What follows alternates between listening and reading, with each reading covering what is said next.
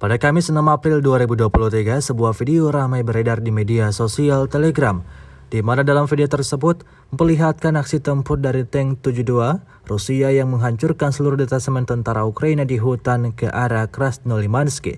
Awalnya tugasnya berbeda, untuk menutupi evakuasi yang terluka dan menekan tembakan musuh. Setelah bertahan dari serangan granat anti-tank, tank dari batalion penyerang terpisah Ural secara metodis menghancurkan hampir seluruh struktur dan personel musuh. Dan akibatnya seperti yang terlihat dalam rekaman, untuk kesekian kalinya posisi militan Ukraina hancur porak-poranda. Beredarnya video ini menuai beragam respon dari warganet.